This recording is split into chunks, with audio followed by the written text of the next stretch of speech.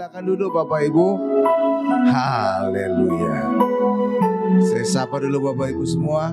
Shalom Bapak Ibu. Shalom. Selamat Pentakosta. Jadi hari ini kita memperingati Pentakosta. Pentakosta kita peringati turunnya Roh Kudus. Ya Bapak Ibu. Satu-satunya kepercayaan yang punya Pentakosta, turunnya Roh Kudus, hanya orang Kristen. Karena satu-satunya yang punya Roh Kudus adalah orang Kristen. Di luar Yesus gak ada yang beroleh Roh Kudus. Kenapa? Karena syarat terjadinya Pentakosta, syarat terjadinya turunnya Roh Kudus, kita sebelumnya harus kudus dulu. Kalau tidak, Roh Kudus gak mau turun, jijik dia Bapak Ibu. Karena dia adalah Allah yang Maha Kudus. Harus ada pada tempat yang Maha Kudus juga. Dan kita kudus bukan karena perbuatan kita kudus karena darah Yesus membasuh dosa kita secara sempurna. Amin. Jadi kita nggak bisa manusia mengandalkan perbuatan baiknya untuk menjadi kudus. Nggak bisa lewat perbuatan kita kudus pikiran, perkataan dan perbuatan. Nggak bisa. Karena apa? Ayat ada berkata di dalam Yesaya 64 ayat 6. Kesalehanmu, kekudusanmu seperti kain kotor. Ya, kain kotor Bapak Ibu. Bagaimana mungkin kain kotor bisa kudus di hadapan Allah? Enggak mungkin. Amin Bapak Ibu. Jadi kita sebenarnya Maha Kudus di hadapan Allah. Iya, sehingga apa? Allah mengutus Roh Kudus kepada kita. Itu menjadi bukti konkret bahwa kita adalah Maha Kudus di hadapan Allah. Amin. Walaupun kadang-kadang di hadapan manusia kita bukan Maha Kudus, kadang-kadang Maha Kudis.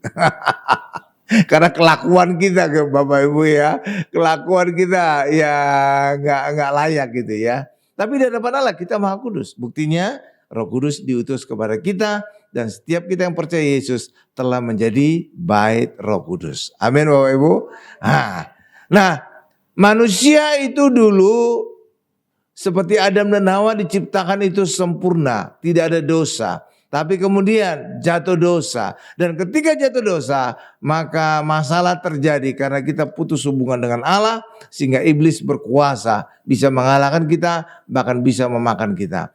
Tapi karena kasih Allah yang demikian besar, maka Allah kemudian memulihkan manusia. Caranya gimana? Yesus diutus. Ya, Yesus diutus untuk memulihkan kita. Dan itu ada prosesnya. Prosesnya yaitu pertama Yesus hadir, lahir di dunia. Jadi Yesus tidak hadir langsung gede gitu Bapak Ibu. Langsung dewasa, tidak. Tapi mengikuti benar-benar proses manusia. Dilahirkan. Maka Yesus dilahirkan di mana? Di Bethlehem. Benar? Dan itu juga ada ceritanya kenapa harus di Bethlehem. Kok bukan di Nazaret, kok bukan di Yerusalem. Ya saya pernah khotbahin itu ya, kenapa di Bethlehem. Lalu dibaringkan di palungan, kenapa dibaringkan di palungan. Itu ada ceritanya masing-masing ya. Saudara lihat aja khotbah-khotbah saya sebelumnya di YouTube ya. Ya, jadi ada ceritanya semua itu. Allah tidak melakukan segala sesuatunya dadakan, tanpa maksud. Enggak, itu kadang-kadang manusia gitu. Tapi Allah enggak, semua ada maksudnya masing-masing. Jadi Yesus memulihkan kita lewat kelahiran lebih dulu. Kemudian Yesus, kemudian pelayanan. Kemudian Yesus mati. Kemudian Yesus bangkit. Kemudian Yesus naik ke surga. Dan diakhiri proses itu adalah dengan Pentakosta. Jadi Pentakosta adalah akhir dari proses, rangkaian proses. Sehingga manusia dipulihkan di hadapan Allah. Sehingga hari ini kita menjadi bait Allah, kita menjadi bait Roh Kudus. Amin. Itu harus ada proses, nggak kucuk-kucuk gitu Bapak Ibu. Iya kan? Iya, ada prosesnya. Jadi Tuhan itu Tuhan yang proses. Makanya orang Kristen juga jangan berpikir instan. Kalau makan Indomie instan oke. Tapi kehidupan kita nggak ada kehidupan instan. Amin Bapak Ibu. Kalau sekarang kan hidup penuh dengan instan kan. Kopi juga instan. Kopi saset gitu. Iya, makan juga gitu, makan Indomie gitu kan. Semuanya serba instan ya, tapi hidup nggak ada instan. Saudara jangan mimpi hidup itu instan ya Bapak Ibu ya. Semuanya ada proses. Karena Yesus juga memulihkan kita, ada prosesnya. Dilahirkan, dewasa, pelayanan, mati, bangkit, naik ke surga, dan turunnya Roh Kudus. Jadi Pentakosta itulah akhir dari proses pemulihan manusia. Amin. Ya, coba kita lihat pada saat manusia pertama kali diciptakan Allah. Coba kita buka Kejadian 2 ayat 7. Nah, di depan sudah ada. Ibu Odi sudah nampilkan duluan gitu Pak Ibu. Luar biasa kan? Jadi Ibu Odi bisa membaca pikiran saya. Oh enggak Bapak Ibu. Beberapa hari sebelumnya saya sudah ngirimkan khotbah saya ke Ibu Odi supaya Ibu Odi bisa menyiapkan ayat-ayat yang akan saya baca nanti. Jadi kalau Bapak Ibu juga ingin catatan khotbah saya, gampang. Minta aja ke Ibu Odi. Ibu Odi tolong share khotbahnya Pak Gembala. Itu ada. Jadi saudara, anytime saudara butuh khotbah, tanya aja Ibu Odi, nanti di-share ke handphone saudara. Sudah ada, zaman sekarang itu bisa gitu ya. Jadi nggak perlu lagi, ya kalau saya sih bisa kertas gini cetakan Bapak Ibu. Karena kalau handphone terlalu kecil. Kecil gitu ya. Tapi sekarang banyak pendeta pakai iPad atau apa ya. Saya enggak lah. Saya masih jadul juga ya pakai cetakan. Tapi kalau Bapak Ibu bisa ada filenya, jadi bisa minta kirim ke Ibu Odi. Tolong Ibu Odi, tolong share khotbahnya Pak Gembala tadi. Oke, bisa. Ya, tinggal kasih tahu nomor handphonenya dia akan share. Gampang kan? Enak kan? Iyalah. Jadi setiap khotbah saya ada sama Ibu Odi, ya. Karena Ibu Odi harus menyiapkan ayat-ayat yang akan saya baca, ya. Ya, sekarang kita buka Kejadian 2 ayat 7 ya. Ya. Nih saya bacakan bagi kita semua, Bapak Ibu juga bisa ngikuti dari televisi ya. Ketika itulah Tuhan Allah membentuk manusia itu dari debu tanah. Awalnya debu tanah manusia itu. Debu tanah benda mati atau benda hidup? Benda mati. Jadi awalnya manusia itu diciptakan dari benda mati. Debu tanah ya. Oke lanjut. Dan mengembuskan nafas hidup ke dalam hidungnya. Demikianlah manusia itu menjadi makhluk yang hidup. Jadi lewat nafas Allah yang ditiupkan oleh Allah, disitulah manusia itu menjadi makhluk yang hidup. Sebenarnya bukan hanya jadi makhluk hidup, ada lagi dua lagi. Lihat ke depan ini saya akan jelaskan. Apalagi dua lagi yang terjadi pada manusia ketika manusia itu ditiupkan nafas hidup. Misalkan ini Bapak Ibu, air mineral, namanya Prima. Nah, saya nggak anti nyebutkan merek ya. Di luar sana itu mereka kadang-kadang, jangan disebutkan merek, jangan dipersuka. Nggak apa-apa, kalau menjadi berkat bagi orang lain nggak apa-apa kan. Jangan saudara mata duitan, dikasih duit dulu baru dipromokan merek lain. Nggak apa-apa, kita jadi saluran berkat. Oke ya, ini Prima. jadi berkat kita kan, ya karena masalah dong. Ya kan kadang-kadang orang kan ngumpetin kan, bahkan di plester gitu mereknya. Gak apa-apa. Jangan saudara jadi mata duitan, dibayar dulu baru dipromokan. Gak apa-apa, orang Kristen harus jadi berkat. Amin Bapak Ibu. Iya dong. Jangan hitung-hitungan banget. Misalkan ini, Bapak Ibu, manusia diciptakan dari debu tanah. Awalnya debu tanah, benda mati ya. Oke, debu tanah itu benda mati. Kemudian dikatakan ditiupkan nafas hidup ke dalam hidungnya, atau Roh Allah atau Roh Kudus ditiupkan. Nanti diambil. Nah, misalkan nafas Allah ditiupkan, kaget enggak Bapak Ibu? Sengaja. Misalkan ditiupkan nafas hidup, oke? Tisu ini. Lalu kemudian apa? Manusia itu menjadi makhluk yang hidup kan dikatakan ya. Misalkan saya geser ke kanan. Selain makhluk yang hidup, apalagi terjadi pada manusia itu? Manusia itu juga serupa segambar Allah. Kenapa bisa? Karena roh Allah ada dalam kita. Jadi keserupaan kita, roh kita yang serupa. Bukan tubuh kita, bukan wajah kita. Kalau wajah kita bagaimana serupa? Ada miliaran manusia, mukanya beda-beda. Benar gak Bapak Ibu? Iya dong. Iya kan? Ya sebenarnya juga foto-foto Tuhan Yesus juga kan? Ya kan? Itu kan gambaran supaya orang bisa, oh iya Yesus itu manusia, gambarnya kira-kira. Ya sebenarnya kita nggak tahu, sebenarnya itu juga gambaran salah. Saudara tahu salahnya di mana? Gambaran banyak yang saudara beli di foto-foto di toko rohani. Gambarnya salah.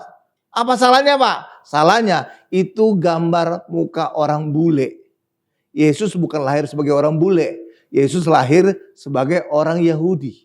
Orang Yahudi itu mukanya apa? Mirip-mirip orang Arab. Itu Semit gitu Bapak Ibu. Jadi saudara bisa bedakan nah orang bule dengan orang Arab?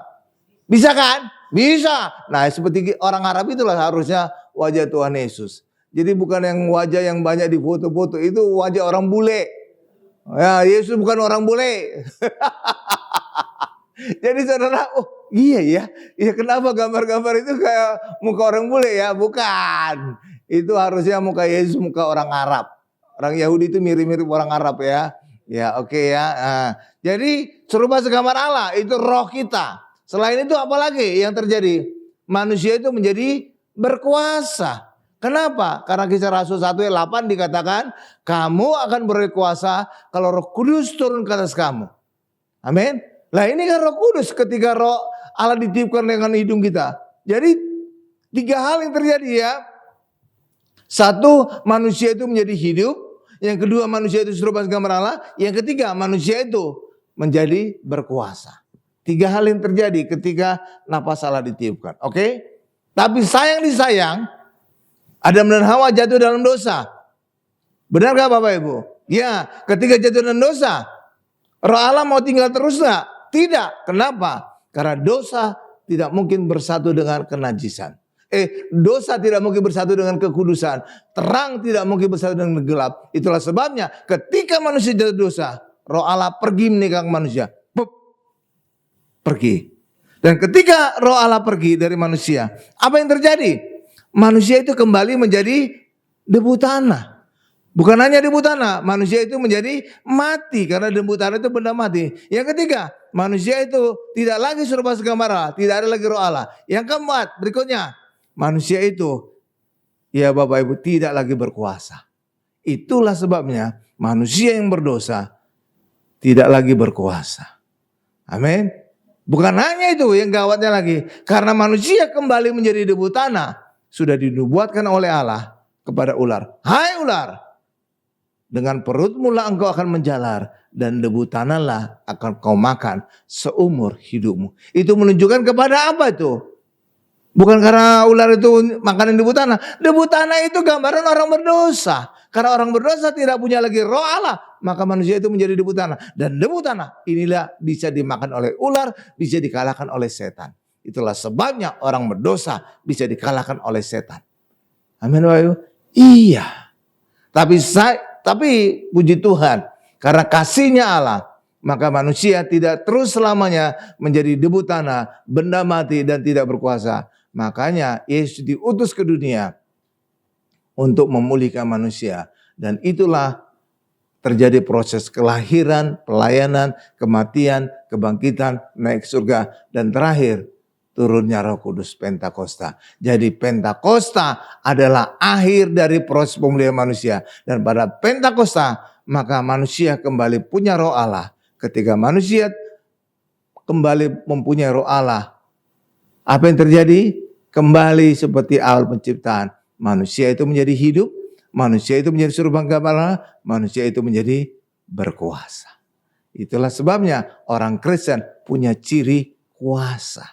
Dan itulah yang dikatakan di dalam Markus 16 ayat 17 sampai 18. Tanda-tanda ini, tanda-tanda apa? Tanda-tanda mujizat akan menyertai orang percaya. Amin Bapak Ibu, bisa mengusir setan, minum racun maut tidak celaka, bisa memegang kepala ular dan segala macam, numpangkan tangan pada orang sakit sembuh. Jadi mujizat itu tanda orang Kristen. Dan tanda orang Kristen kenapa bisa terjadi? Karena kita sekarang kembali punya Roh Kudus dan kita kembali menjadi bait Roh Kudus. Paham Bapak Ibu? Tuh. Jadi ada ceritanya, ada prosesnya. Jadi Pentakosta itulah awal dari proses pemulihan manusia yang dilakukan oleh Allah. Dan itu terakhir dengan turunnya Roh Kudus, Pentakosta. Amin Bapak Ibu. Oh gitu tuh Pak, mantap. Haleluya Bapak Ibu. Haleluya, haleluya, haleluya. Nah, pemulihan manusia itu langsung dinubuatkan Allah pada saat manusia jatuh dalam dosa. Iya Bapak Ibu. Jadi Allah itu luar biasa. Jadi manusia itu sudah dinubuatkan akan dipulihkan oleh Allah. Dan itu pada saat manusia jatuh dosa. Jadi Allah langsung membuat rencana ketika manusia itu jatuh dosa. Dan rencana pemulihan manusia itu sudah dinubuatkan di dalam Kejadian 3 ayat 15. Luar biasa ya. Jadi manusia itu jatuh dosa tidak terus dibiarkan Allah. Tapi Allah langsung menubuatkan suatu hari kelak manusia akan dipulihkan kembali. Dibebaskan dari dosa dan kembali Roh Kudus turun atas manusia. Luar biasa Allah kita ya. Jadi Allah gak membiarkan kita terus terpuruk. Tidak terus membiarkan kita jatuh dosa. Tapi Allah karena kasih-Nya yang luar biasa membuat kita kembali dipulihkan. Coba lihat Kejadian 3:15. Di mana Pak nubuatan akan pemulihan manusia? Nih kita lihat Kejadian 3:15 ya. Terkesan nggak ada ya, tapi di sini lihat. Di sini saya singkapkan ada satu rahasia tentang pemulihan manusia. Di sini ada dua hal yang saya akan jelaskan ya. Saya baca dulu, setelah itu nanti saya kembali ke ayat ini untuk menjelaskan satu persatu. Saya baca Kejadian 3:15. Aku ini siapa? Allah akan mengadakan permusuhan antara engkau dan perempuan ini, antara keturunanmu dan keturunannya. Keturunannya akan meremukkan kepalamu dan engkau akan meremukkan tumitnya. Ini ada dua hal yang akan saya jelaskan. Pertama, Tuhan akan mengadakan permusuhan antara setan. Engkau ini adalah setan atau ular dan perempuan ini. Di mana Pak wujud permusuhan itu? Wujud permusuhan itu saudara bisa lihat, bisa cek di seluruh dunia. Orang yang tidak percaya Yesus, di situ wanita di nomor 2-kan. Wanita relatif direndahkan. Contoh di Israel. Ya Bapak Ibu, wanita relatif nggak dianggap. Ketika Yesus memberi makan 5.000 orang, dikatakan 5.000 laki-laki saja. Wanitanya di mana? Harusnya di situ juga ada wanita. Benar Bapak Ibu? Iya kan? Ya, itu satu. Contoh kedua. Pada saat Tuhan Yesus bangkit, siapa pertama kali menyaksikan kebangkitan Yesus? Siapa namanya? Maria Magdalena. Benar. Tapi saudara lihat, murid-muridnya nggak ada yang percaya kesaksiannya. Kenapa? Karena kesaksian wanita pada masa itu tidak dianggap. Lalu itu, gitu toh Pak. Iya. Baru tahu kan? Padahal yang menyaksikan kebangkitan Yesus pertama siapa? Wanita. Maria Magdalena. Dia sudah bersaksi juga kepada murid-murid. Tapi karena pada masa itu kesaksian wanita nggak dianggap. Maka kesaksian Maria Magdalena nggak dipercaya oleh murid-muridnya. Oke, tuh kan? Padahal apa? Yang pertama-tama menyaksikan kebangkitan Yesus wanita. Ya kan, kasihan deh ya. Tapi sekarang enggak ya. Ya karena apa? Nubuatan ini. Jadi Tuhan mengadakan permusuhan antara ular dan perempuan. Keturunan ular adalah keturunan orang yang tidak percaya Yesus. Jadi dimanapun saudara lihat di dunia ini yang nggak percaya Yesus, wanita di nomor 2 kan. Ya kan, saudara lihat sendiri kan? Iya. Tapi di negara yang percaya Yesus, wanita itu sama dengan laki-laki. Contoh negara barat itu sama laki-laki dan perempuan kan. Tapi coba negara-negara, ya saudara tahu lah itu. Ya kan Bapak Ibu ya, yang gak percaya Yesus ya itulah. Oke, lihat wanita itu nomor 2. Ya kan, karena apa? Ada nubuatan Tuhan mengadakan permusuhan antara setan dengan perempuan. Oke, itu yang pertama saya jelaskan. Yang kedua, keturunannya akan meremukkan kepalamu dan engkau akan meremukkan tumitnya. Kapan ini terjadi? Pada saat Tuhan Yesus disalibkan. Yesus adalah keturunan perempuan, bukan keturunan laki-laki. Kenapa? Karena Yesus lahir, dikandung, bukan dibuai oleh Yusuf. Tapi dikandung dari Roh Kudus. Jadi hanya wanita saja, makanya Yesus disebut keturunan perempuan. Tidak ada peran Yusuf di situ. Oke Bapak Ibu. Jadi ini masuk nubuat ini ya. Jadi mana tadi? Keturunannya akan meremukkan kepalamu. Pada saat Yesus disalibkan, Yesus tertancap di bukit Golgota. Golgota, tempat di mana kepala Goliat dikuburkan oleh Raja Daud. Belum raja saat itu, dikuburkan oleh Daud. Dan itulah gambaran kepala iblis, kepala setan. Jadi Yesus disalibkan menembus kepala setan. Jangan-jangan ini jangan-jangan dugaan saya. Persis di mana Yesus disalibkan, di bawah itu, disitulah kuburan kepalanya Goliat. Karena apa? Harus tergenapi ayat ini. Harus tergenapi. Nggak mungkin nubuatan Allah itu nggak tergenapi. Lalu berikutnya lagi dikatakan lagi, dan engkau ular akan meremukkan tumitnya. Jadi pada saat Yesus disalibkan, tumitnya dipaku. Disitulah tergenapi. Tumit Yesus diremukkan. Tapi kalau saudara lihat gambar-gambaran disalib, atau di foto-foto Yesus disalib, bagian mana dari kaki Yesus yang dipaku? Bukan ditumit. Tapi kaki Yesus kan tumpang tindih kan, baru dipaku kan? Artinya apa? Gambar itu tidak sesuai dengan firman Tuhan. Karena apa? Firman Tuhan ini harus tergenapi. Jadi tumit Yesus harus terpaku, diremukkan. Jadi artinya apa? Harusnya kaki Yesus harus mengapit salib, dipaku dari kiri, dari kanan tembus, dari kiri tembus. Jadi harus benar-benar tergenapi. Tumit Yesus yang harus diremukkan. Ayat harus tergenapi. Jadi gambaran foto-foto selama ini itu kurang tepat. Karena apa? Harus tergenapi ayat firman Tuhan. Tumit Yesus harus diremukkan. Kalau tumit diremukkan, itu bukan seperti gambaran sekarang ini, tumpang tindih kaki Yesus, bukan. Tapi harus mengapit salib, baru dipaku dari kanan, dipaku dari kiri. Barulah cocok. Paham Bapak Ibu? Nah, jadi firman Tuhan Yesus harus tergenapi. Jadi hari ini saudara, oh gitu toh Pak, iya. Jadi ayat itu harus tergenapi, bukan asal-asalan gitu ya Pak. Amin Bapak Ibu ya, gitu loh. Luar biasa. Oh gitu ya Pak, iya. Iya ya, jadi gitu ya. Jadi saudara makin pintar ya, luar biasa ya. Luar biasa. Ya, nah itulah Bapak Ibu ya. Jadi lewat kematian Yesus, maka kita menjadi dikuduskan. Dan lewat kita dikuduskan, maka Roh Kudus bisa turun atas kita dan menjadikan kita bait Roh Kudus. Kalau kita bait Roh Kudus atau bahasa lainnya, kita menjadi rumah Roh Kudus. Roh Kudus hanya mau tinggal kalau kita Maha Kudus. Sama seperti saudara lah. Kalau saudara orangnya pembersih, saudara akan risih lihat kotor-kotor. Saudara risih lihat sampah. Benar nggak Bapak Ibu? Iya. Saudara langsung kalau ada sampah, saya ambil. Saya taruh di tempat sampah. Benar nggak Bapak Ibu? Iya kan? Iya. Lah Roh Kudus itu Maha Kudus. Maka dia harus memastikan manusia yang dia tinggali harus Maha Kudus. Dan manusia Maha Kudus hanya oleh darah Yesus. Itulah sebabnya hanya orang Kristen yang punya Roh Kudus.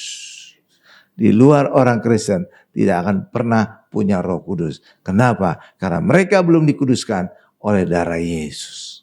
Karena hanya darah Yesus yang bisa membuat manusia Maha Kudus. Amin Bapak Ibu? Iya, jadi kita hari ini bait Roh Kudus. Oke, iya Bapak Ibu? Iya. Mana apa ayatnya? Oke, kita buka 1 Korintus 6 ayat 19. Jadi kita bait Roh Kudus ya. Rumah Roh Kudus ya. Dan kalau rumah Roh Kudus, syaratnya harus Maha Kudus. Oke, nggak mungkin Roh Kudus mau tinggal pada rumah yang jorok. Nggak mungkin.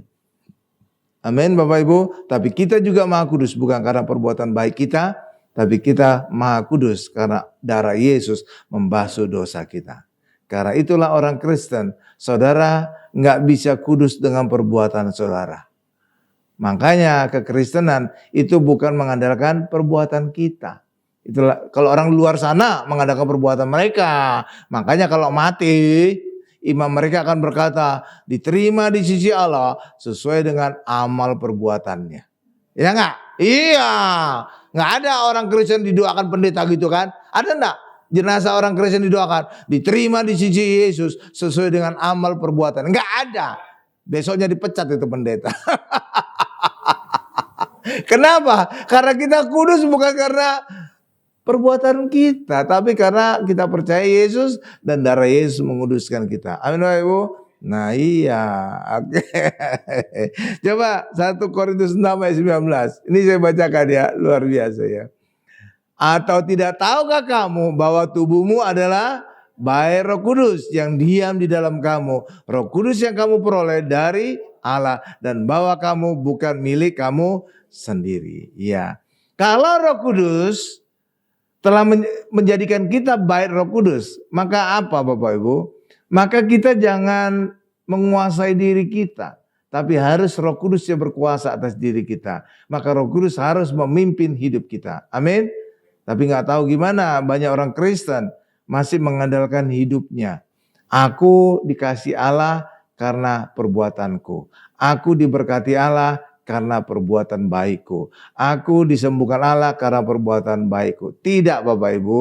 Kalau saudara masih mengandalkan perbuatan, maka saudara yang berkuasa atas tubuh saudara.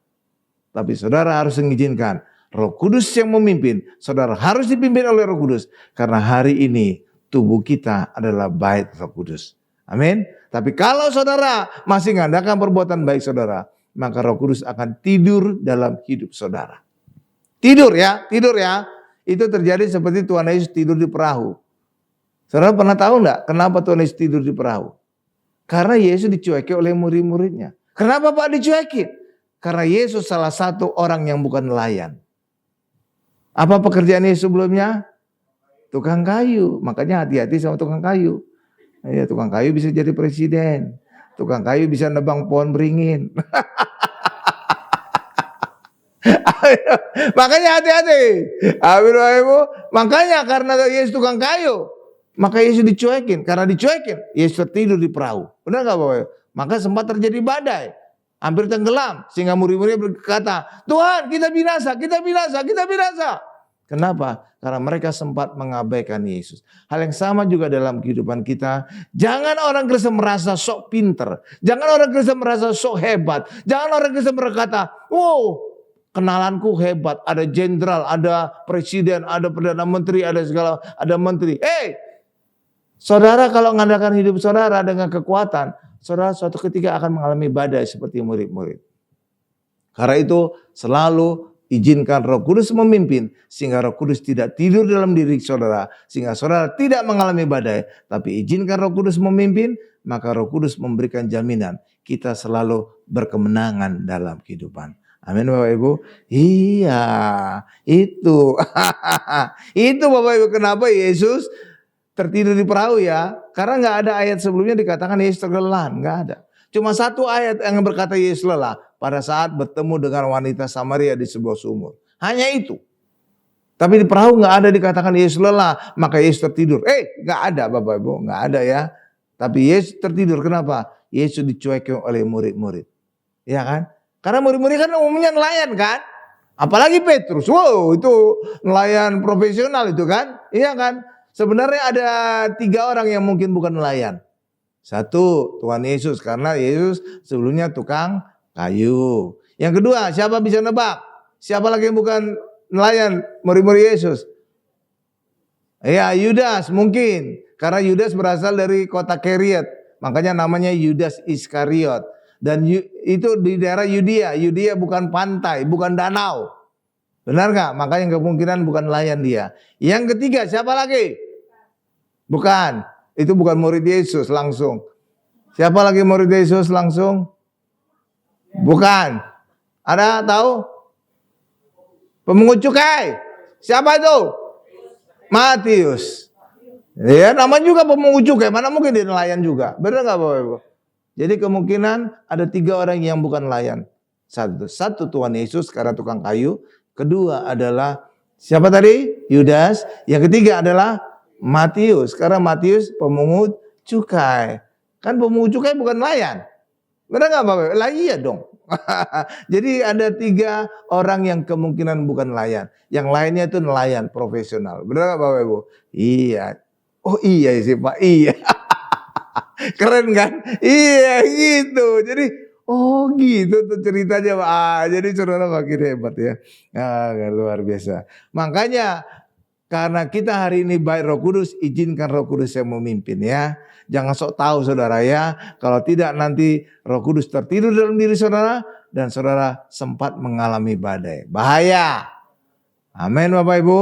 Amin. Badai kan? Badai.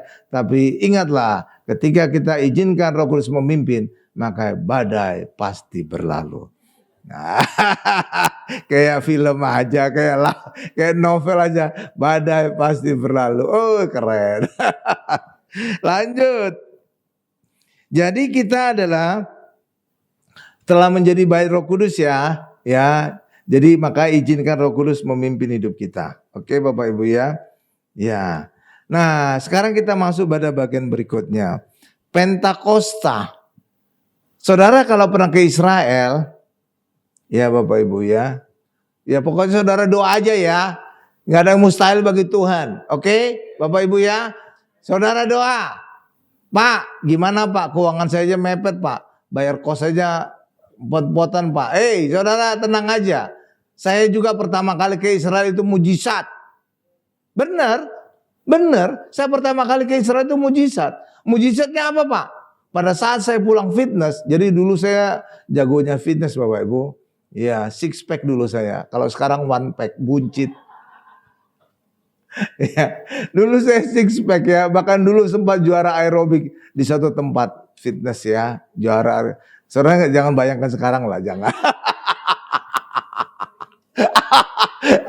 Jauh dari. Ya, dulu saya lincah sekali Bapak Ibu, lincah.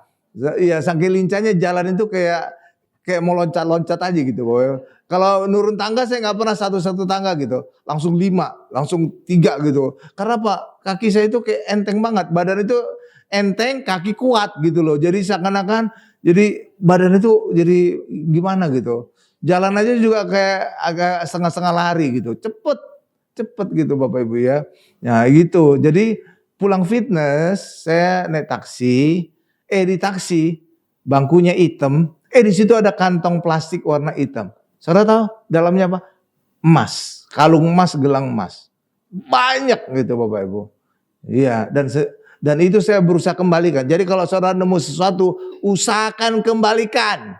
Karena Alkitab yang mengajarkan, ketika engkau menemukan sesuatu, kembalikan. Dan saya usahakan kembalikan ke pul taksinya. Tapi nyatanya pul taksi itu pimpong saya, segala macam ya.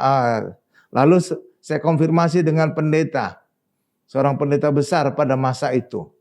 Pak, saya dengarkan khotbah Bapak, saya jadi pingin ke Israel Pak, apalagi dengar lagu O Yerusalem. Terus saya dapat emas Pak di taksi. Oh itu berkat Tuhan untuk kamu. Oh iya Pak, oh terima kasih Pak. Jadi udah dikonfirmasi pendeta. Iya, udah kuat saya. Kalau dosa, salah si pendeta itu. Tapi saya berusaha kembalikan. Karena ayat Alkitab juga berkata, kalau engkau menemukan sesuatu, usahakan kembalikan. Amin. Ada ayatnya, saudara cari ya, PR ya. Ya, besok ujian. Ya Bapak Ibu ya. Ya, jadi harus usaha kembali. Jadi saya usahakan pertama kali kembalikan. Tapi kemudian dipimpong-pimpong, saya pikir ini nggak bisa. Lalu saya tanya pendeta. Nah, jadi pendeta itulah yang mengkonfirmasi itu untuk saya. Akhirnya saya jual persis nilai emas yang saya jual itu ongkos ke Israel pertama kali. Jadi itu mujizat. Jadi saudara juga hal yang sama. Ketika saudara punya kerinduan juga ke Israel, doa saja. Pak Pendeta Hari juga mengalami mujizat ke Israel pertama kali. Maka saudara juga bisa mengalaminya ketika percaya kepada Tuhan. Amin Bapak Ibu. Kalau sekarang saya sudah 4 kali ya. Ya itulah Bapak Ibu ya. Tapi pertama kali saya itu mujizat. Amin Bapak Ibu. Ya kan. Jadi saudara juga bisa mengalami hal sama ya. Jadi luar biasa ya. Jadi gak ada mustahil bagi Tuhan lah. Ya luar biasa. Oke. Jadi sekarang kalau saudara ke Israel, itu tempat di mana Pentakosta turunnya Roh Kudus, itu persis di tempat di mana Tuhan Yesus mengadakan perjamuan kudus. Perjamuan kudus. Dan itulah yang kita kenal dengan The Last Supper. Sebenarnya itu kurang tepat juga the last supper ya. Saudara tahu arti the last supper? Apa artinya? Bahasa Indonesianya apa the last supper? Hah? Perjamuan terakhir. Kalau perjamuan terakhir artinya apa? Ada perjamuan-perjamuan sebelumnya. Kan enggak. Buktinya itu perjamuan yang pertama kan. Yang dilakukan Yesus. Lah ya kan artinya kurang tepat kan. Lah iya dong, kalau the last supper artinya apa? Perjamuan terakhir. Kalau perjamuan terakhir artinya ada yang perjamuan-perjamuan yang lain. Iya enggak? Lah iya dong. Logikanya kan gitu kan. Lah iya. Makanya jangan disebut the last supper. Kalau the last supper ada banyak perjamuan sebelumnya. Iya kan? Jadi oh iya juga sih Pak. Iya gitu. Iya ya, makanya jangan menyebut the last supper ya. Karena kalau the last supper artinya ada perjamuan-perjamuan sebelumnya. Kan nggak cocok kan? Nggak cocok dong. Iya dong. Ya, jadi kalau saudara ke Israel di tempat di mana terjadi Pentakosta di loteng atas, di situ juga Yesus sebelumnya beberapa hari sebelumnya mengadakan perjamuan kudus. Jadi Pentakosta turunnya Roh Kudus di tempat di mana sebelumnya orang-orang tempat itu telah dikuduskan oleh perjamuan kudus. Amin Bapak Ibu. Nah hal yang sama juga dengan kita. Kalau saudara masuk rumah baru, saudara juga pastikan tempat saudara, rumah saudara yang baru itu dikuduskan. Karena kadang-kadang saat pembangunan ada aja tukangnya minta, Pak udah tradisi kalau bangun rumah ada nanam kepala kebo gitu Bapak Ibu ya. Ada gantung satu tandan pisang di atas gitu kan, di langit-langit kan. Kan sering kan? Kadang-kadang saudara nggak bisa bantah. Kenapa? Kalau enggak nanti tukangnya nggak mau lanjutkan rumah saudara. Terbengkalai kan repot juga kan urusan kan. Ya kadang-kadang kita ya udahlah terserah lah gitu ya. Tapi saudara jangan ya. Karena kalau saudara nanam kepala kebo, gantung tandan pisang, rumah saudara mengundang setan. Karena itu ritual-ritual yang mengundang setan. Amin Bapak Ibu. Iya makanya ketika masuk rumah baru harus dikuduskan dulu rumah saudara. Caranya lakukan perjamuan kudus di tempat itu. Sama seperti Tuhan Yesus mengadakan perjamuan kudus di loteng atas. Tempat itu telah menjadi Maha Kudus, maka tempat itu juga tempat turunnya Roh Kudus. Oke Bapak Ibu, paham ya? Tuh luar biasa ya. Ih keren.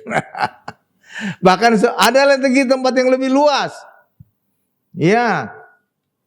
Saudara pernah dengar segitiga bermuda enggak? Hah? Pernah dengar?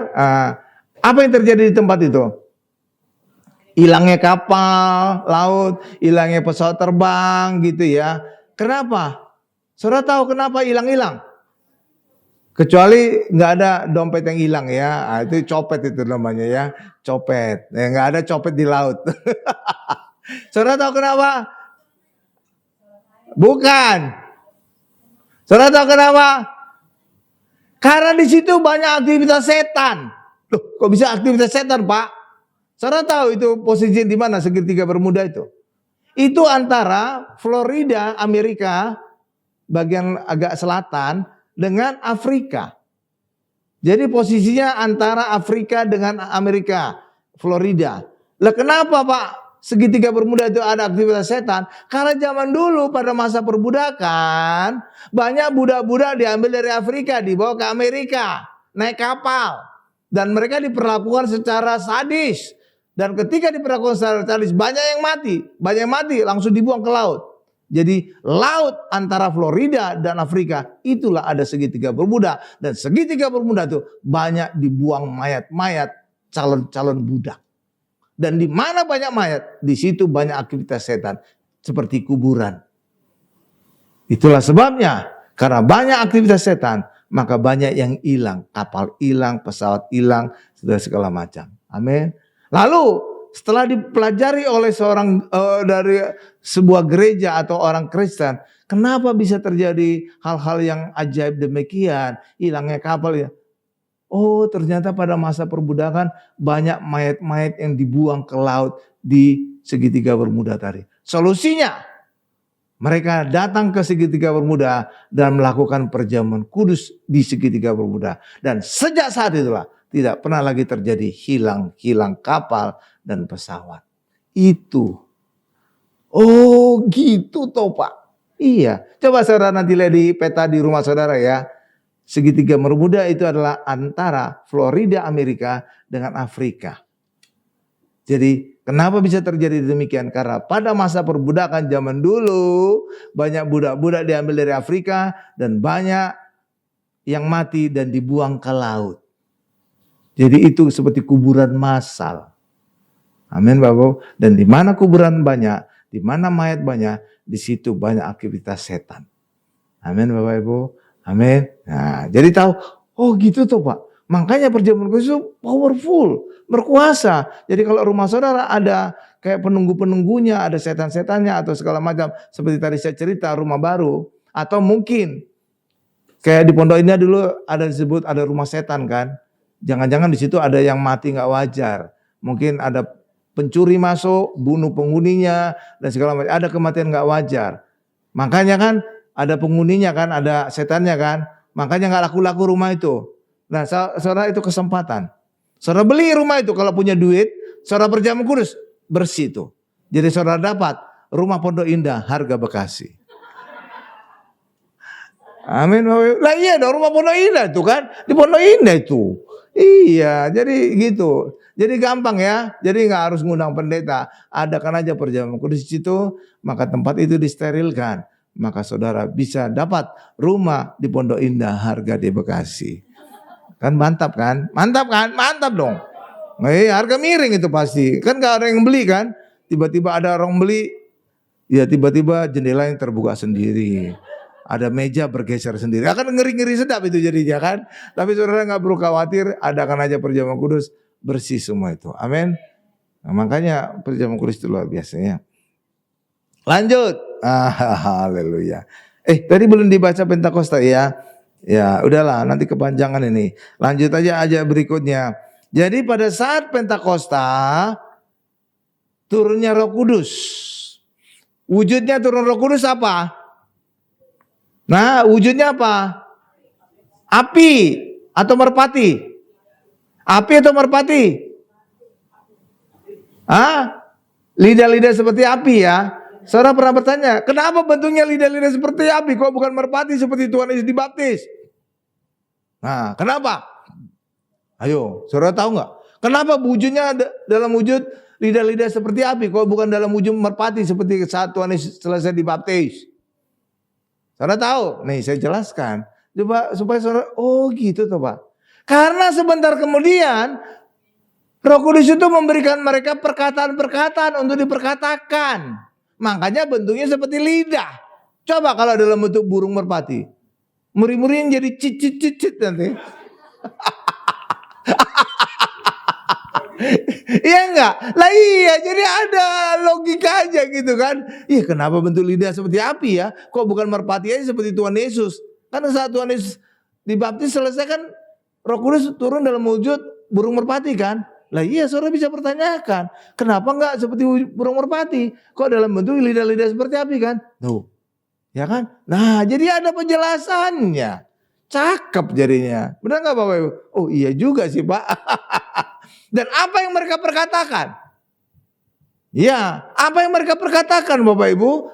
Jadi Roh Kudus itu memberikan murid-murid perkataan. Apa yang mereka perkatakan? Buka Kisah Rasul 2 ayat 11. Kis 2 ayat 11. Nah ini saya bacakan ya. Ini yang mereka perkatakan. Kis 2 ayat 11. Baik orang Yahudi maupun penganut agama Yahudi, orang Kreta dan orang Arab, kita mendengar mereka berkata-kata dalam bahasa kita sendiri tentang perbuatan-perbuatan besar yang dilakukan Allah. Jadi inilah yang diperkatakan oleh murid-murid saat Pentakosta. Dan harusnya ini juga yang diperkatakan oleh orang Kristen. Karena orang Kristen adalah bait Roh Kudus. Maka Roh Kudus dalam kita harusnya pendeta, orang Kristen memperkatakan perbuatan-perbuatan besar dari Allah. Bukan perbuatan-perbuatan manusia kehidupan sehari-hari. Jadi Pentakosta mengkonfirmasi pendeta seharusnya mengkhotbahkan tentang perbuatan-perbuatan besar dari Allah. Bukan perbuatan-perbuatan sehari-hari kita. Paham Bapak Ibu? Tuh, lah iya dong, sesuai ayat kan? Ya enggak Bapak Ibu? Iya kan? Nah, gitu. Makanya wujudnya lidah-lidah seperti api, bukan wujud burung merpati. Karena sebentar kemudian Roh Kudus akan memberikan perkataan-perkataan kepada murid-murid. Coba kalau dalam wujud burung merpati. Cicit, cicit, cicit. Tweet, tweet, tweet, tweet, tweet. Jadilah Twitter. Sekarang udah ganti lagi jadi X. Ya enggak Bapak Ibu? Iya dong. Jadi Alkitab itu tuh cantik gitu ya. Ada gitu tuh. Gitu loh Bapak Ibu. Nah, mantap ya Bapak Ibu ya. Jadi harusnya orang Kristen pendeta memperkatakan perbuatan-perbuatan besar dari Allah ya. Oke, Bapak Ibu ya. Tuh. Haleluya, haleluya. Nah, demikian juga Bapak Ibu, dalam 1 Petrus 2 ayat 9, kita adalah imamat yang rajani. Apa yang harus kita lakukan? Coba buka dulu deh, 1 Petrus 2 ayat 9 deh. Nah ini juga harus ciri jadi orang Kristen. Kita kan imamat yang rajani, artinya imamat rajani apa? Imam dan raja sekaligus. Jadi orang Kristen itu harus menyadari kita adalah imam, kita juga adalah raja. Makanya disingkat menjadi imamat yang rajani. Imam yang juga sekaligus raja. Oke, apa yang harus kita lakukan sebagai imamat yang rajani? Coba kita lihat ayatnya ya. Tetapi kamulah bangsa yang terpilih, imamat yang rajani, bangsa yang kudus, umat kepunyaan Allah sendiri, supaya kamu memberitakan perbuatan-perbuatan yang besar dari Dia. Jadi sebagai imamat rajani, apa tugas kita? Memberitakan perbuatan-perbuatan yang besar dari Allah, bukan perbuatan sehari-hari manusia. Jadi kalau saudara dengar khotbah pendeta tentang perbuatan sehari-hari, nggak cocok, nggak sesuai ayat. Seperti itu. Karena apa? Orang Kristen harus memberitakan perbuatan-perbuatan besar. Karena kita imamat yang rajani. Ditegaskan lagi saat Pentakosta. Murid-murid yang mengalami turunnya Roh Kudus. Memberitakan perbuatan-perbuatan besar dari Allah. Itu harusnya. Oke Bapak Ibu. Mantap banget. Nah berikutnya, kalau murid-murid beroleh Roh Kudus, apa yang terjadi pada manusia ketika beroleh kudus? Apa yang terjadi pada murid-murid ketika beroleh Roh Kudus? Tadi saya sudah jelaskan pada saat manusia dibentuk dari debu tanah, benda mati, kemudian ditiupkan napas hidup, itu beroleh Roh Kudus, maka manusia itu menjadi hidup. Satu. Yang kedua, serupa segambar Allah. Yang ketiga, penuh kuasa karena Roh Kudus turun atas kita. Benar nggak Bapak Ibu? Karena ada ayat Kisah Rasul 1:8, kamu akan beroleh kuasa kalau Roh Kudus turun atas kamu dan engkau akan menjadi saksiku. Jadi ada 3 hal yang terjadi kan? Makanya hal yang ketiga kita beroleh kuasa. Makanya hidup orang Kristen ada ciri kuasa. Tanda-tanda ini Markus 16 ayat 17-18. Tanda-tanda ini menyertai orang percaya. Jadi menyertai orang percaya ya tidak dikatakan menyertai orang Kristen. Enggak ada. Emangnya beda Pak orang percaya dengan orang Kristen? Iya. Bedanya apa Pak? Bedanya kalau orang Kristen bisa saja bukan orang percaya. Karena bisa saja dia Kristen karena bapak ibunya Kristen. Benar enggak? Kan otomatis kan kalau saudara bapak ibu saudara Kristen, kan otomatis saudara Kristen kan? Ya jarang-jarang lah menyimpang ya. Ya kan? Ya adalah 1-2 yang nyimpang. Tapi umumnya kalau bapak ibunya Kristen, anaknya juga Kristen. Tapi Kristen itu bukan karena percaya, tapi karena keturunan. Jadi tanda-tanda mujizat itu harus pada orang yang percaya. Bahkan pendeta juga kadang-kadang bukan orang percaya. Loh, kok bisa Pak? Kok pendeta? Harusnya kan orang percaya Pak. Iya.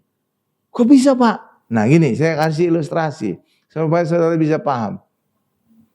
Ketika saudara jatuh cinta, saudara pernah jatuh cinta enggak? Pernah ya. Janganlah saudara ini ya. Jatuh cinta beda dengan sudah menikah. Beda ya. Jatuh cinta bisa aja. Benar ya Bapak Ibu ya? Nggak apa-apa. Oke. Dan ketika saudara jatuh cinta, apakah cinta dengan lawan jenis atau juga cinta dengan orang tua atau cinta dengan anak. Apa artinya ketika saudara mencintai seseorang? Orang itu ada di hati saudara.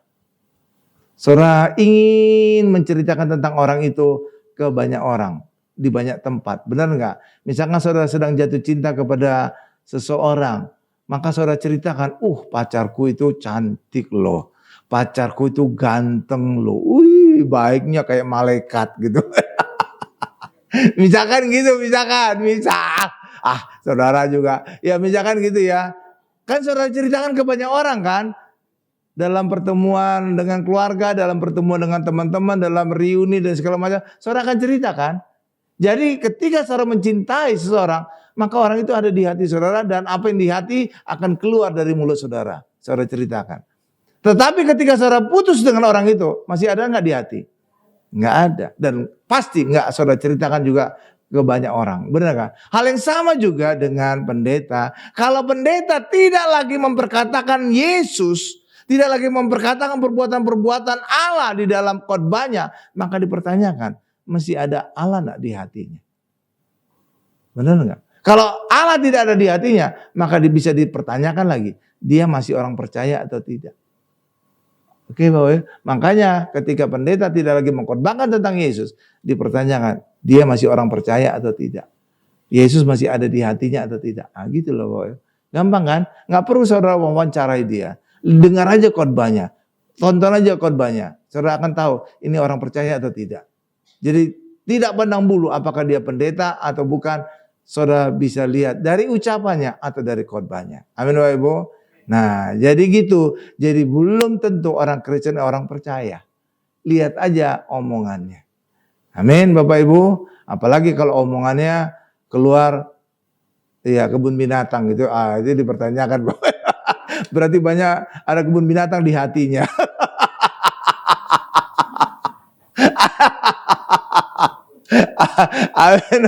Ada kebun binatang di hatinya.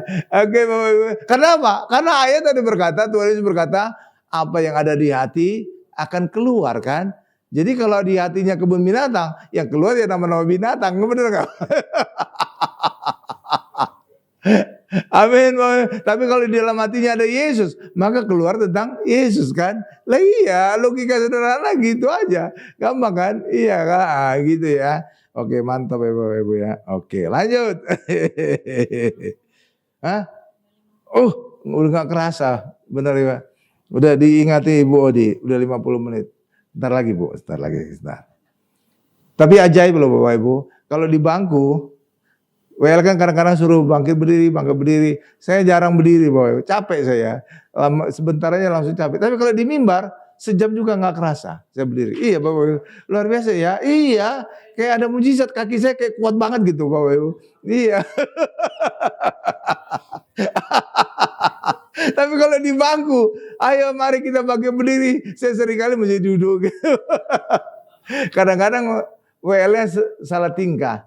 Karena suruh bangkit berdiri, saya bangkit berdiri, kemudian saya duduk. Jangan yang lainnya jadi ikutan duduk juga. Jangan duduk dulu. Jadi WL-nya, jadi itu Bapak Ibu ya.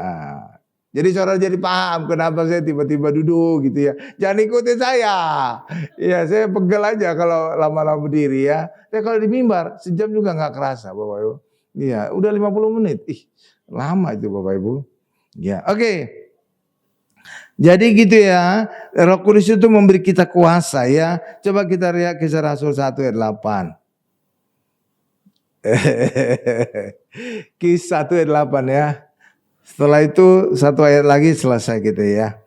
Ya.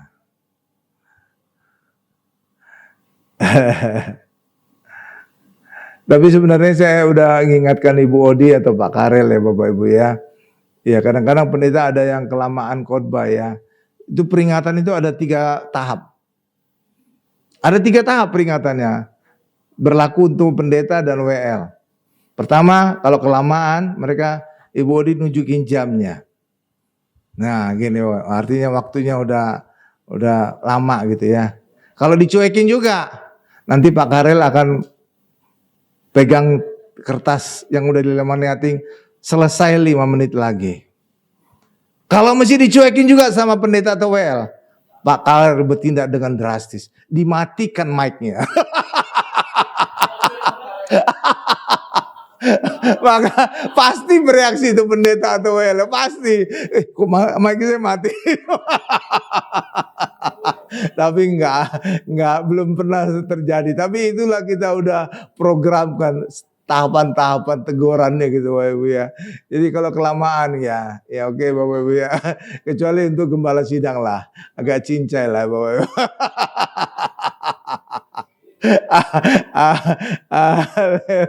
Haleluya Bapak Ibu. Jadi udah 3 tahap. 1 tunjukin jam. Dicuekin juga. Dipegang. Selesai. Ada kertasnya. Selesai 5 menit lagi. Mesti dicuekin juga. Tindakan drastis. Mic-nya dimatikan. Pasti pendeta PL itu akan. Kok mati mic-nya? Amin Bapak Ibu ya. Ya jadi udah 3. Kalau udah dimatikan nggak bisa ngapa-ngapa lagi kan. Itu udah tindakan yang drastis lah ya. Tapi kita sudah mengantisipasi ke arah situ. Tadi kita baca Kisah 1 ayat 8. Kisah 1 ayat 8 nih. Makanya saudara harus imani ayat ini ya. Kenapa kita punya kuasa ya? Kisah 1 ayat 8. Nih saya bacakan. Tetapi kamu akan menerima kuasa. Katakan kuasa. Jadi saudara punya kuasa ya. Kenapa? Kalau Roh Kudus turun ke atas kamu. Saudara punya Roh Kudus? Amin. Maka saudara juga harus punya iman. Aku punya kuasa. Oke, lanjut. Dan kamu akan menjadi saksi Yesus di Yerusalem dan seluruh Yudea dan Samaria dan sampai ke ujung bumi. Jadi kuasa itu bukan sekedar untuk pamer-pamer, tapi untuk bersaksi. Jadi ketika saudara mengalami Roh Kudus, maka saudara harus punya iman. Aku akan mengalami kuasa. Kuasa itu saudara mengalami mujizat. Saudara sakit, saudara mengalami mujizat kesembuhan. Saudara kekurangan, saudara akan diberkati. Amin Bapak Ibu. Iya, karena ada janji firman Tuhan kita mengalami kuasa. Dan itu ditegaskan lagi dalam Markus 16 ayat 17 sampai 18. Tanda-tanda ini menyertai orang percaya. Amin. Tuh kan luar biasa kan. Jadi mujizat itu bukan sesuatu yang kita cari. Orang Kristen tidak mencari mujizat. Orang Kristen tidak mengejar mujizat. Tapi orang Kristen ngejar Tuhan Yesus. Dan ketika kita ngejar Tuhan Yesus, mujizat itu akan melekat dalam kehidupan kita. Amin Bapak Ibu. Jadi jangan salah ya. Jadi orang Kristen tidak ngejar mujizat ya. Kita ngejar Yesus. Tapi lewat kita ngejar Yesus, maka mujizat itu akan mengejar kita. Akan menjadi ciri hidup kita. Oke? Jadi jangan salah. Orang Kristen tidak ngejar mujizat. Orang Kristen juga tidak mengejar berkat. Orang Kristen tidak ngejar kesembuhan. Tapi ketika kita ngejar Yesus, itu semua akan kita dapatkan. Amin. Amin Bapak Ibu ya. Tuh luar biasa. Nah jadi Pentakosta itu bukan berdiri sendiri ya. Tadi saya katakan Pentakosta itu adalah proses terakhir.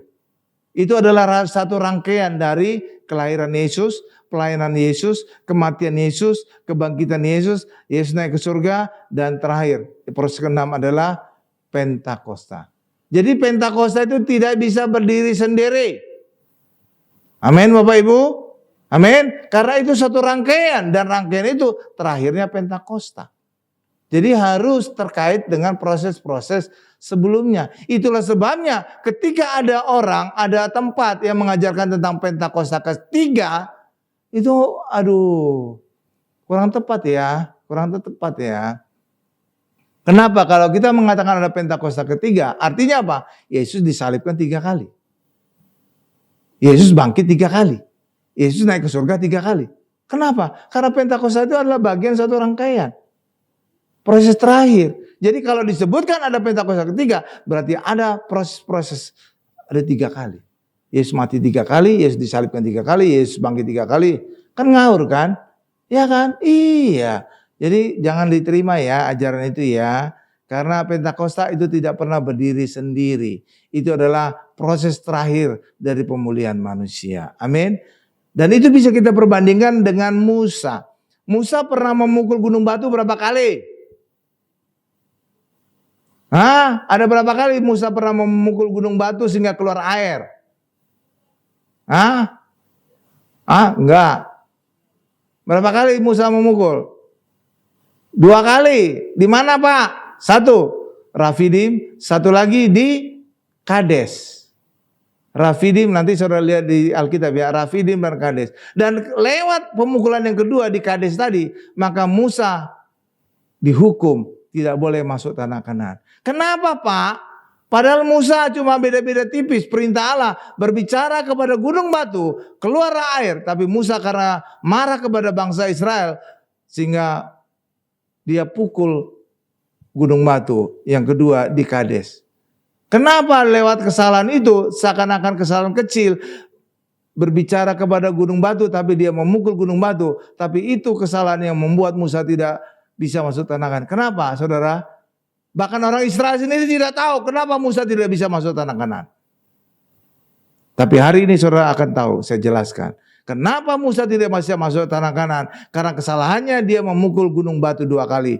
Yang pertama di Rafidim, yang kedua di Kades. Kenapa dengan pemukulan itu dianggap Allah kesalahan besar sehingga Musa tidak masuk? Karena lewat pemukulan gunung batu tadi menjadi gambaran Yesus disalibkan. Dan lewat Musa memukul 2 kali menjadi gambaran Yesus disalibkan 2 kali. Dan itu kesalahan fatal.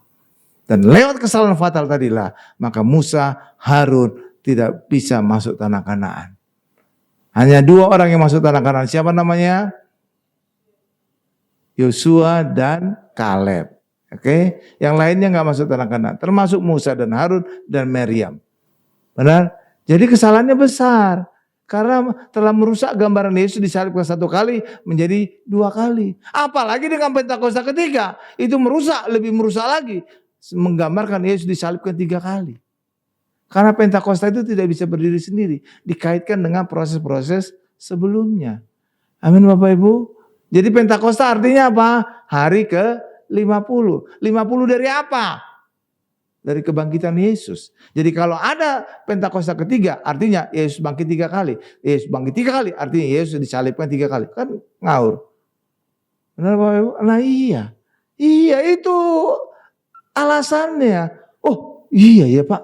Nah jadi kalau Musa saja yang merusak gambar Yesus disalibkan 2 kali tidak bisa masuk tanah Kanaan. Apalagi pendeta yang menggambarkan Yesus disalibkan 3 kali. Wah gak tahu saya kemana apa yang terjadi. Itu kesalahan super fatal. Oke Bapak Ibu ya. Ibarat kalau di program komputer itu fatal error. Kalau dulu itu saya waktu lagi program komputer ada syntax error, ada fatal error gitu. Syntax error artinya harusnya nggak ada titik, saya tambahin titik, itu bisa error programnya. Oke, dulu saya bisa banyak bahasa komputer. Ada Fortran, ada Pascal, ada Basic, ada segala macam lah. Oke Bapak Ibu ya. Jadi gitu. Jadi fatal ya. Salah titik aja langsung error. Karena apa? Komputer itu bodoh. Beda dikit aja dia nggak akan bisa baca.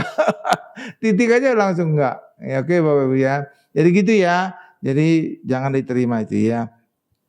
Saya simpulkan, selesai Bu Odi, tenang Bu Odi. Nah, jadi nggak sampai Pak Karel matiin mic saya ya. Itu udah tindakan terakhir itu. Fatal. Kalau pendeta WL cuek, mic-nya dimatiin. Tapi kata Pak Karel nggak tega dia.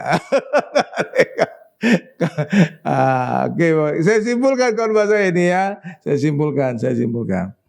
Roh Kudus membuat orang percaya itu hidup serupa dengan gambar Allah dan berkuasa. Yang kedua, Roh Kudus membuat kita mengasihkan buah-buah roh dan karunia roh. Yang ketiga, orang Kristen harus dipimpin oleh Roh Kudus dan bicara tentang perbuatan-perbuatan besar dari Allah. Amin Bapak Ibu. Amin. Kita tundukkan kepala kita.